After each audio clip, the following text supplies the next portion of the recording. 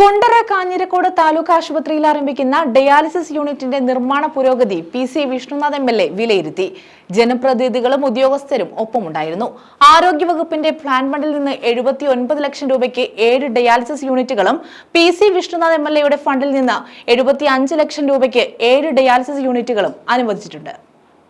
കുണ്ടറ കാഞ്ഞിരക്കോട് താലൂക്ക് ആശുപത്രിയിലെ പഴയ കെട്ടിടത്തിലെ 2ാം നിലയിൽ നിർമ്മാണം പുരോഗമിക്കുന്ന ഡയാലിസിസ് യൂണിറ്റുകളുടെ ഉദ്ഘാടനം ഉടനുണ്ടാകും.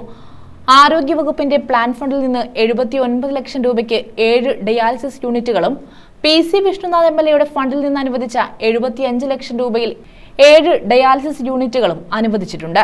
ഇവയ്ക്ക് ആർഒ പ്ലാന്റ് സ്ഥാപിക്കുന്നതിനുമായി 25 ലക്ഷം രൂപ എം.എൽ.എ. ഫണ്ടിൽ നിന്നും അനുവദിച്ചിട്ടുണ്ട്. ആർഒ പ്ലാന്റിന്റെ നിർമ്മാണം പൂർത്തിയായാൽ ഉടൻ തന്നെ ഡയാലിസിസ് യൂണിറ്റിന്റെ ഉദ്ഘാടനം ഉണ്ടാകുമെന്ന് പി.സി. വിഷ്ണുനാഥ് എം.എൽ.എ. പറഞ്ഞു. ബഹുനില മന്ദിരത്തിന്റെ നിർമ്മാണ പ്രവർത്തനങ്ങൾ അന്തിമ ഘട്ടത്തിലേക്ക് കടക്കുകയാണ്. അതുമായി ബന്ധപ്പെട്ട നിരവധി തവണ അവലോകനങ്ങളും വിലയിരുത്തലുകളും നടത്തിയിട്ടുണ്ടായി. ഇന്നിപ്പോൾ വന്നത് ഇവിടെ 2 പദ്ധതികളിലായി സർക്കാർ ബ്ലോക്ക് പഞ്ചായത്തുമായി ബന്ധപ്പെട്ട് വരുന്ന ഡയാലിസിസ് സംവിധാനമുണ്ട്. അതുപോലെ എം.എൽ.എ. ഫണ്ടിൽ നിന്നും ഇവിടെ രോഗികൾക്ക് ഡയാലിസിസ് ചെയ്യാനുള്ള സംവിധാനത്തിന് വേണ്ടി ഫണ്ട് അനുവദിച്ചിട്ടുണ്ട്.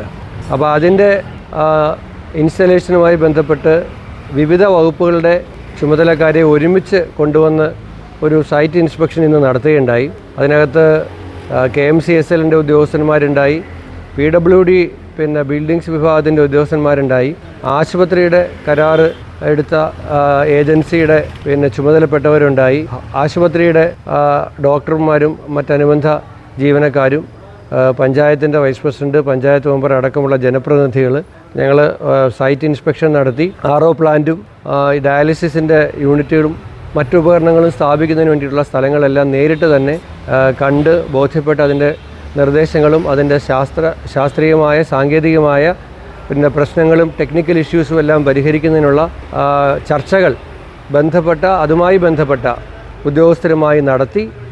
ഇപ്പോൾ അത് വളരെ കൃത്യമായൊരു ധാരണയോടുകൂടി ആ തീരുമാനം ഉണ്ടായിട്ടുണ്ട്. എത്രയും വേഗം ഡയാലിസിസ് യൂണിറ്റ് കൂടി പ്രവർത്തനം ആരംഭിക്കുന്നതോടുകൂടി നമ്മുടെ കുണ്ടറ നിയമസഭാ മണ്ഡലത്തിലെ പാവപ്പെട്ട വൃക്ക രോഗികൾ കൊല്ലം ജില്ലാ ആശുപത്രിയിൽ അവർ പലപ്പോഴും അപേക്ഷിച്ചിട്ട് ക്യൂ നിൽക്കുകയാണ്. അപ്പോൾ അവിടെ കിട്ടാതെ വരുമ്പോൾ സ്വകാര്യ ആശുപത്രികളിൽ പോയി വലിയ തുക കൊടുത്ത് വേണം ഇവർക്കിത് ഡയാലിസിസ് ചെയ്യേണ്ടി വരുന്നത്. അപ്പോൾ ആ സാധാരണക്കാരായ രോഗികൾക്ക് വലിയൊരു ആശ്വാസമായിരിക്കും. കുണ്ടറ ഗ്രാമപഞ്ചായത്ത് വൈസ് പ്രസിഡന്റ് ഓമനക്കുട്ടൻപിള്ള, ഗ്രാമപഞ്ചായത്ത് അംഗം ദേവദാസ്, താലൂക്ക് ആശുപത്രി superintendent doctor Babulal, PRO Shan, PWD building section AE Meenu, overseer Bijitha, കരാറുകാരൻ Chandralal, dialysis technician Reshma, head nurse Mini, Anandan തുടങ്ങിയവർ പങ്കെടുത്തു.